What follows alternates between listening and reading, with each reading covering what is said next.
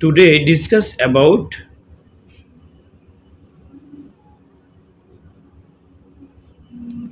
how to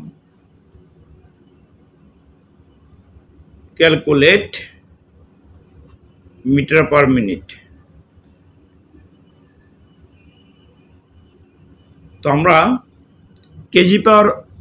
KG per hour থেকে metre per মিনিটে কিভাবে নেব সেটা নিয়ে আজকে ক্যালকুলেশন দেখাবো।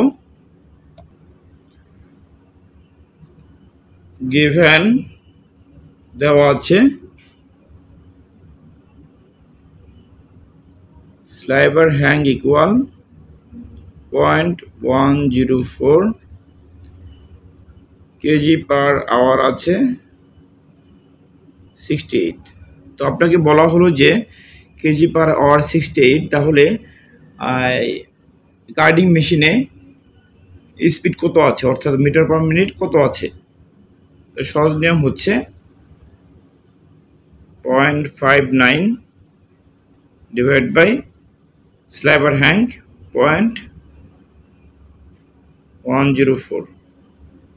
তাহলে আমরা যদি ক্যালকুলেশন করি তাহলে আমরা পাবো 5.6।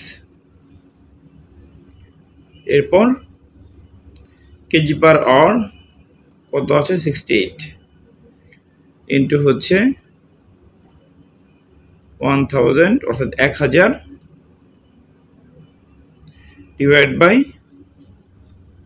কত পেয়েছি 5.6